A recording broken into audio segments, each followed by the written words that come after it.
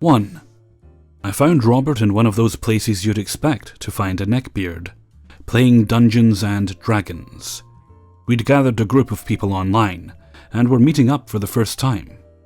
While waiting for everyone to get there, we were making awkward rounds of introductions of both ourselves and the characters we'd be playing. As role-playing games are a pretty decent method of free therapy, I like basing my characters on my own insecurities. At the time, that was my small stature and lack of physical strength. So I made a sickly bard with next to nothing for strength or constitution. One notable person present was a player hereby referred to as Liana.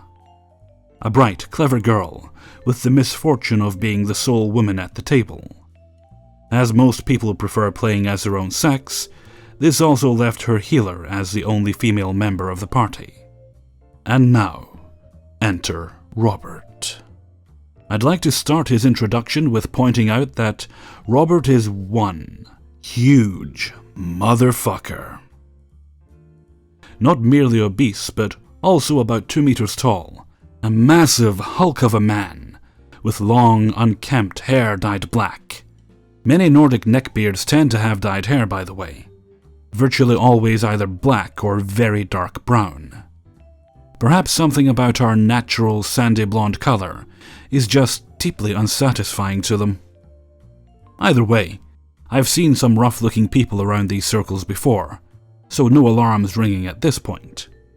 We welcome him to the table, dandruff and BO and all. The character he is bringing in is a massive muscled mercenary, with a backstory so dark, edgy and gritty, it'd make George R.R. Martin blush. But whatever, it takes all kinds. One player wanted to play a character who is intersex. This is where Robert blurts out something about attack helicopters, and is politely ignored. Either way, the game kicks up. The party members are brought together and put on a mission. Robert keeps making clumsy advances to Liana, both inside the game and out, passing what I suppose he assumed is an expression to be defined as a wolfish grin. She is left clearly uncomfortable. Deciding to help her out, I start courting her in character too. Seeing what I'm trying to do, she goes with it. It's a natural kind of development as well. The characters interact quite intimately, seeing that her character is the semi-formal medic and mine, fragile as he is, tends to need her attention a lot. Robert is displeased. The first session ends, and this is where our own private game starts. Robert tries to find a moment in private with Liana, and I try to make sure she is never left alone with him. As she is playing on my side in this, it's quite successful. One time he showed up to the game 10 minutes early, only to find out I had come 15 minutes early. I like to think of this incident as the very moment he realized I was doing it on purpose. The game went on, hijinks were had, many bizarre shit that can only happen in a D&D game happens. Liana and I get close. The DM starts casually referring to the two of our characters together as the lovers. It's a commonly accepted fact in the game. Robert grows progressively bored and irritated, and the rash, aggressive and overly dramatic shit his character does in the game almost gets the party killed numerous times. It would be nice if this story built up to some sort of a climax and ended with a satisfying resolving of the conflict, but unfortunately real world very rarely obeys the laws of drama. The campaign ended when the DM had to move to another city, and at the end of our last game, the world was saved by the way, we all just went around and shook hands, all agreeing that it was one damn great game of D&D. When it came to me, Robert pulled his hand away in disgust, letting me know we are not friends. He left, never to be seen again. I shrugged it off, going back home to my boyfriend. Me and Liana are still good friends. 2. Like many college students in liberal arts, I have to take a certain number of humanities courses to graduate. I was tipped off 2 very easy classes taught by the same professor, and promptly enrolled in them both. This is where I first discovered Girdbeard. Girdbeard is what you might call a chameleon neckbeard. He isn't overweight, seems to bathe regularly, be in decent shape, and doesn't wear pony shirts. Appearances can be deceiving, however, because Girdbeard is most definitely a fully realized neckbeard, with a healthy dose of edgelord for good measure. Primary Girdbeard features include overt and obnoxious atheism, quiet chuckling anytime someone in our class brings up God or loving their family, a supposed lack of human morality because emotions are stupid and people should only look out for themselves, a longing for anarchy and the collapse of society, stealing from people and businesses in an effort to stick it to the man, an obsession with Viking culture that mirrors the way many weeaboos obsess over anime, supporting eugenics, LARPing, a wardrobe consisting of black leather jackets, anarchy shirts, and black jeans, those stupid chains that dangle off of your pants, a very small lime green Kawasaki minibike that he insists on riding to school every day and surrounding with little traffic cones, hatred for feminism and women in general, hatred for all human beings, animals, and nice things. My experiences with Girdbeard are thankfully limited to class time, but I'll try to elaborate further on a few of the points listed previously. Atheism. Atheism to Girdbeard is like oxygen to the rest of humanity. It is essential to his survival. The classes we have taken together basically require that we talk about religion and morality.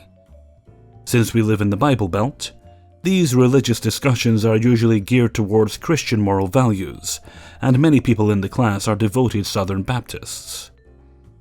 As a fellow non-religious person, I don't really mind this. Live and let live, you know? Girdbeard, however, relishes in making religious people in our class angry or upset. One girl in our class shared a story about her brother, who struggled with depression and committed suicide. Girdbeard piped up, in a deeply empathetic, "Who the fuck cares? You'll never see him again anyway." In another instance, our professor asked us what we would grab if our house was on fire. One guy said he would choose his family, and the family Bible. Girdbeard proceeded to laugh in his face. When asked what he would grab, he proudly replied, "I would arm myself with my sword and shield." Vikings. Girdbeard has the biggest boner for Vikings and Viking culture.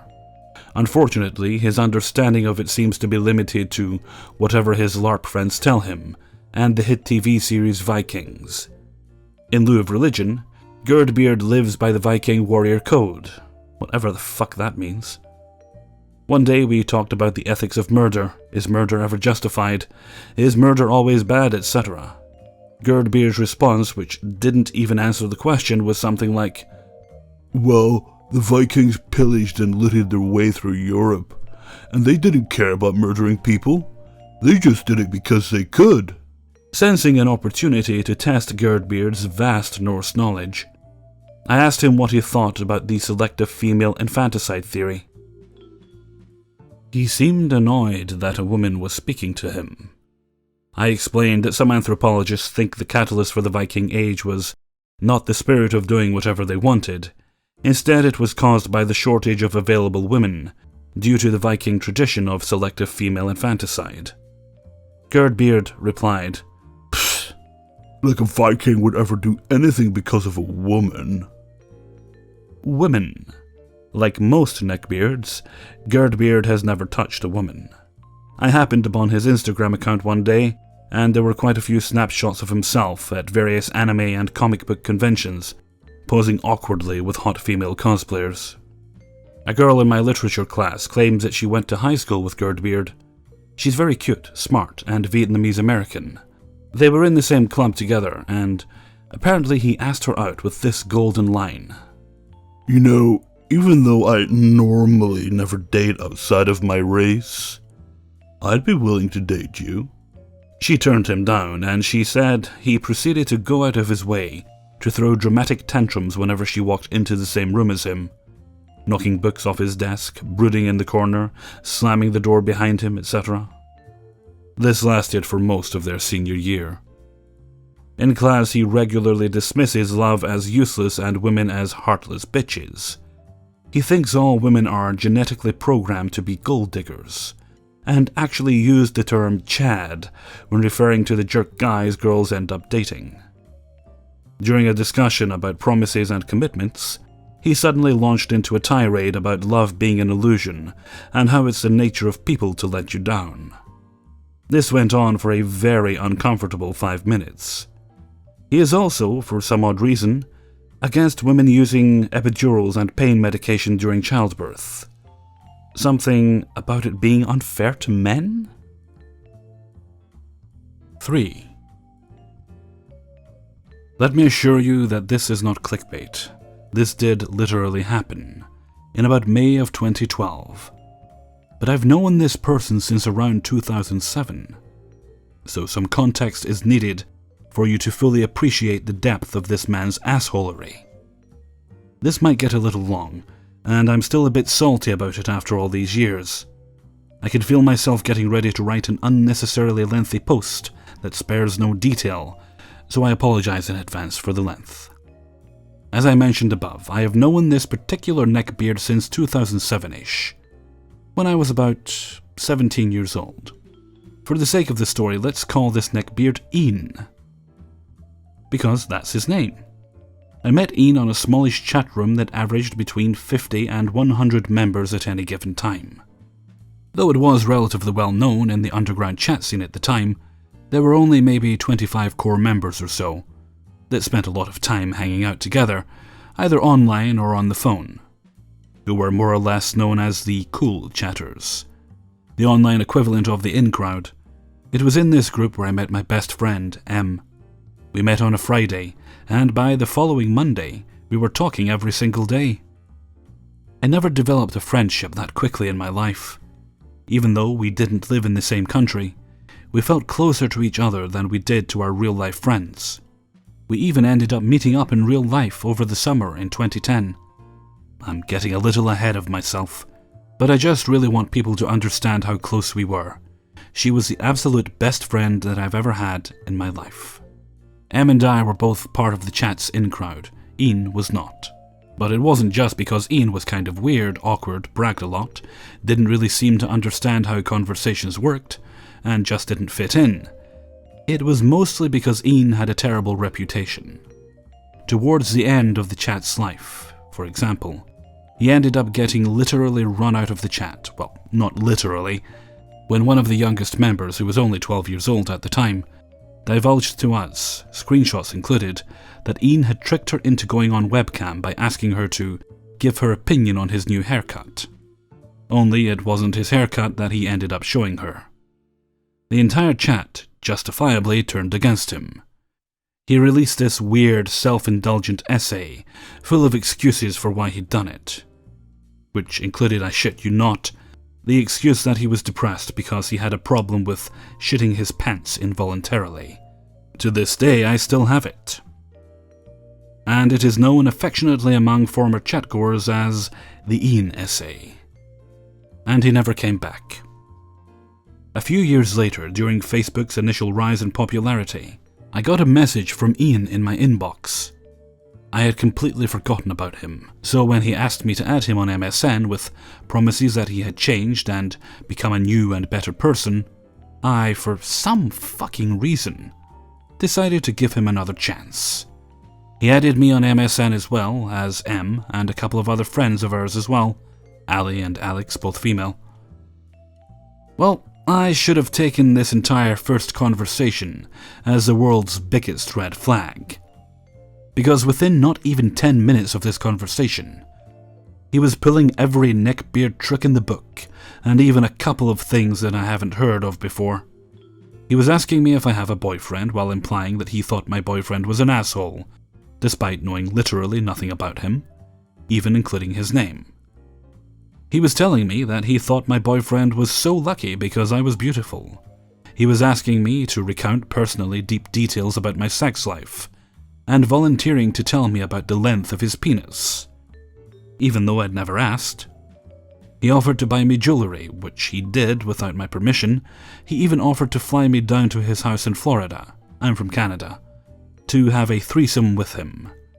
I firmly declined. I honestly have no idea why I continued to talk to him. I guess I was just young and naive and a little unwilling at that point to hurt his feelings, because by this time Em, Ali, and Alex had all blocked him on MSN for various reasons. Em had blocked him because he kept offering to pay her $25 for nude photos of herself, even though she was only 15 at the time. Alex had blocked him because he kept buying her jewelry and chocolate, just like he'd offered to do for me, and sending them to her house, which she didn't mind. Her boyfriend, however, did. And Ali had blocked him because he kept asking her to date him, and tried to trick her into showing her his junk over and over again. Even though she already had a boyfriend, which he knew about. In fact, all 4 of us girls were involved in long-term relationships at the time, and Dean kept insisting anyway. This behavior persisted off and on for the next few months, maybe a year, up until 2012. Every so often he would kind of reverse himself and start going on these long-winded rants and tantrums for weeks at a time, about how girls only want to date assholes, and that the only reason he was single was because he was a genuinely nice guy. Not a rich, buff Chad, yada yada yada. We've all heard the nice guy spiel before. During one of these conversations, which happened on a chat, my friend Ari said to him, "Well, call me crazy, but generally girls want something a little bit more than just not an asshole. You don't get cookies for just meeting the bare minimum requirements of human decency." He called her a fat pregnant whale slut, even though at the time she was an 18-year-old, 110-pound virgin, but okay. Very nice guy, obviously. In February of 2012, my best friend Em committed suicide. She was only 18. I don't really want to get into the details, but I was pretty devastated, as was everybody who knew her. To this day, I still occasionally have mutual friends bring her up to me, mention how much they miss her, and how much they wish they could have done more if only they'd known. Or they'll see a TV show that reminds them of her, hear a song, and message me to talk about her. I suppose for comfort, or maybe because I was the one who knew her the best. This started the very day that we found out she was gone, and has never really stopped, even now in 2012. I just had a mutual friend mention her to me less than a week ago, as a matter of fact. So even though I was in a lot of pain at the time, I didn't interpret it as unusual when Ian approached me just a few weeks later to mention her. At first he was saying all the typical things that I'd been hearing for the past 3 or 4 weeks. He was so shocked he couldn't believe that she was gone. She was so young. Her life was just beginning. She was so beautiful. Why did she have to do it? There were so many people who cared. She had so many friends. I wish she'd reached out to me. I know I could have made her feel better. I just didn't know how serious it was. Oh, and by the way, since she can't give them to me herself now, you wouldn't happen to have any of her nudes? Yeah, I mean, you know, it's only been a month, but I'd be willing to pay for them. It's not like I can get them anywhere else now. Do you have them? I offered her $25. I'll send you that much on PayPal if you send them to me. I sincerely wish this story ended with me achieving a deeply satisfying act of revenge against this person for being such a truly despicable human being. But unfortunately it doesn't. I blocked him on MSN and never spoke to him again. Except for once on Facebook about 2 years later, when he inexplicably PM'd me to ask if I, quote, wanted to talk through things like a mature adult, and that it would be helpful if I was cooled off and thinking rationally. That conversation did end up in an enormous argument, after which I blocked him for good. I thankfully have not encountered him since. As far as I know, none of my online friends have heard from him either. I genuinely hope that he has grown up a bit and learned his lesson. But I have a sneaking suspicion that he's still out there somewhere, thinking that it's appropriate to offer to pay women for nudes of their dead best friend. 4. Hey guys, so I used to hang out at a local comic book shop in high school, which was full of these guys from teenagers up to 40-somethings. So I'm familiar with their unique personalities and nuances, smells, quirks, and general awkwardness and social ineptitude. But this guy my friend and I encountered was like the most stereotypical neckbeard you can imagine. I was spending the day in the town I grew up in with my friend Sarah, who I knew since high school. We dated for a year back, but then decided we were better as friends, and still are 13 years later.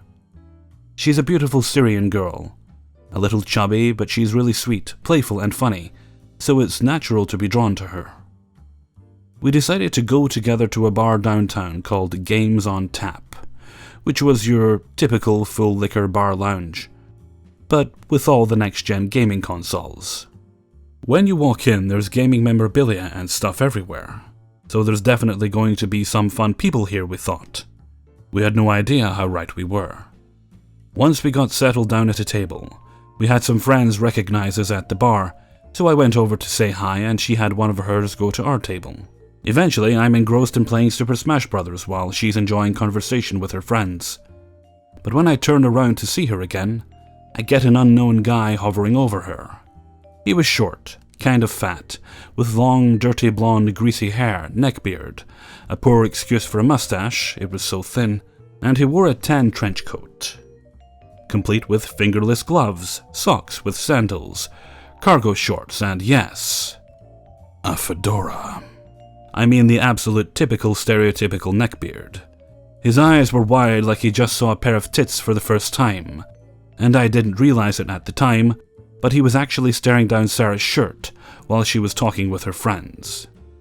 One of them kept glancing at him, which caused Sarah to turn around to him, startled like, "Whoa, hey, what's up?" To which he replied, "Hey, sorry. I just couldn't help but overhear your conversation about theater stuff."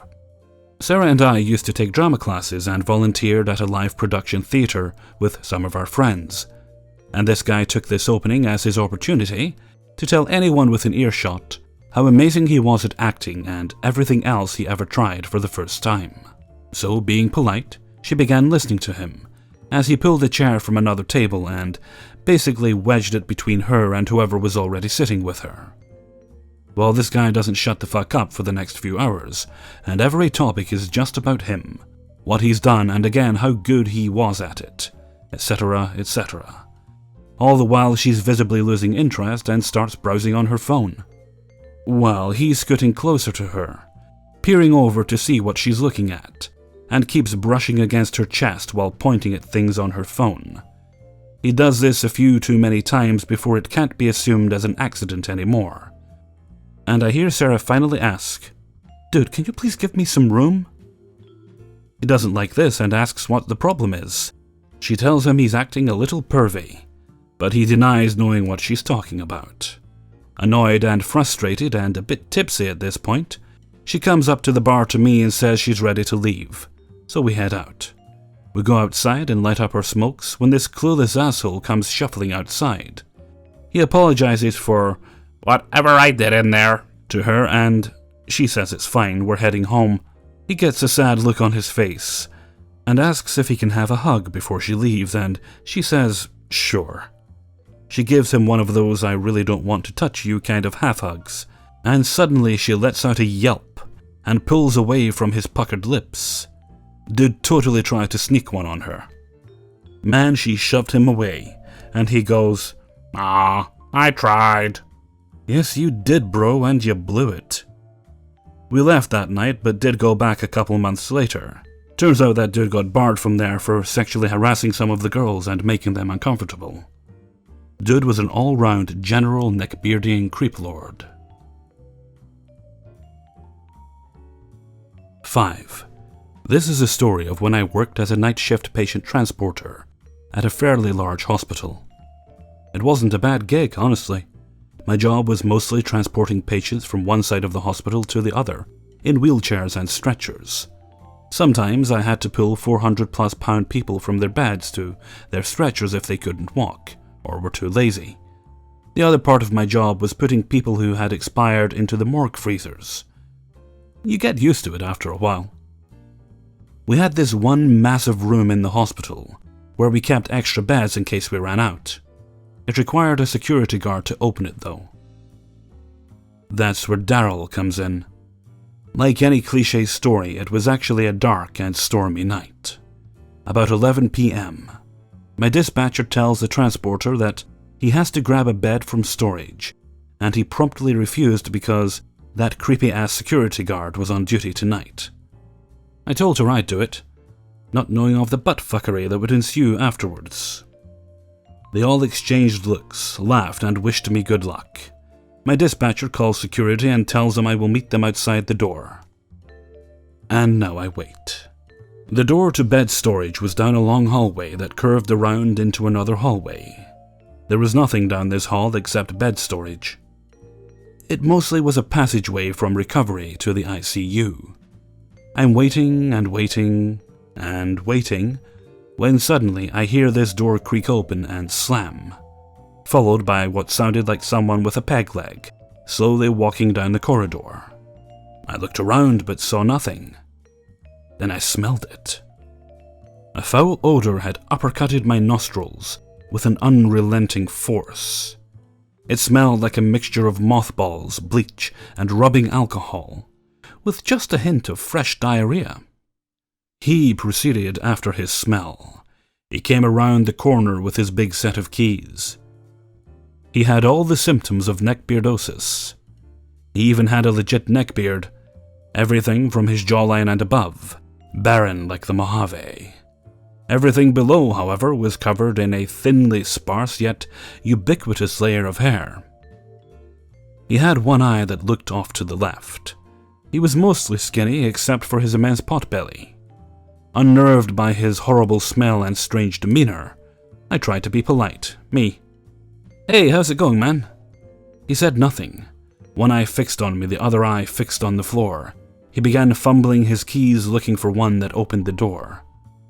The longer it took, the more awkward it became. Finally, he spoke.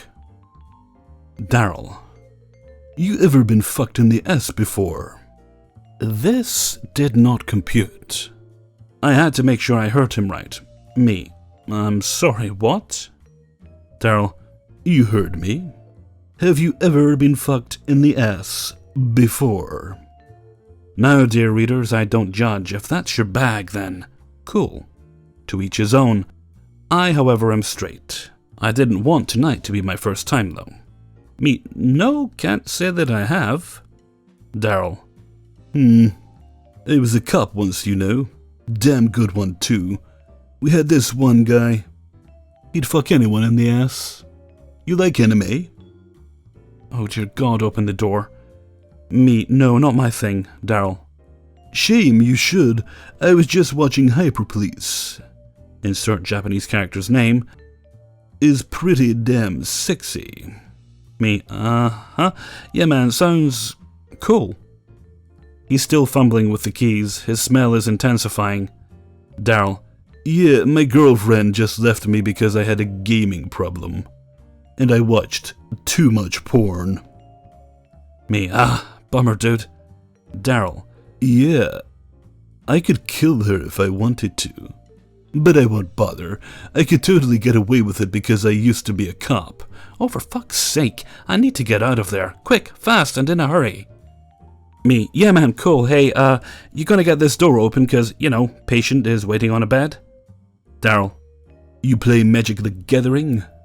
Fuck me. Me, nah man, not really my thing. You need help with those keys? Daryl, no, I think I've found it.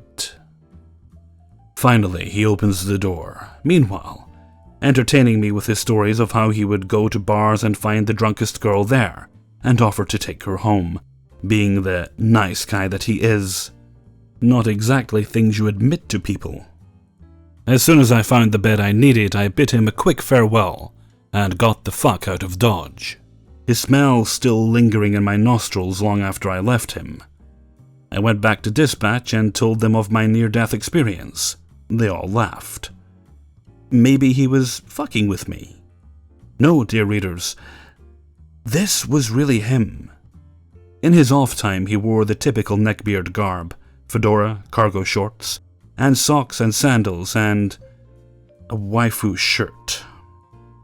Turns out he got fired a month later for going through a patient's panties and sniffing them. He also liked to hang around the morgue for no apparent reason. He was disturbed. Hey everyone, Hellfreezer here, and thank you very much for listening to Neckbeards in the Wild 2, The Revenge, The Beardening, Weekend at Brony's. Maybe we'll just stick with number 2. Of course, I would like to say, super big thanks to everybody for letting me use the stories in this video. It took a bit of doing to put this one together. There are lots and lots of good Neckbeard stories on the Neckbeards in the Wild subreddit. I suggest you check it out. And unfortunately, one encounter with a neckbeard often means you'll have several encounters, either with the same or just by association. There's a lot of them around. So many of the best stories are shared by the same people. So I had to wait a bit longer than I'd originally planned to do another one because I don't want to keep hitting up the same people. Anyway, hope you guys enjoyed the video. And with that, I'm gonna take a break because we're enjoying a bit of heat right now in Scotland, which is rare and welcome. But it's not great when you're trying to narrate and you're stuck in your little recording environment, aka my bedroom, and you can't put your fan on while recording, because if I did, it would sound something like this. And while that would keep me super duper cool, I don't think it's going to do much for the audio quality. Okay, and with that, I'm going to head off for now. So until next time, thank you very much for listening, and take very good care of yourselves.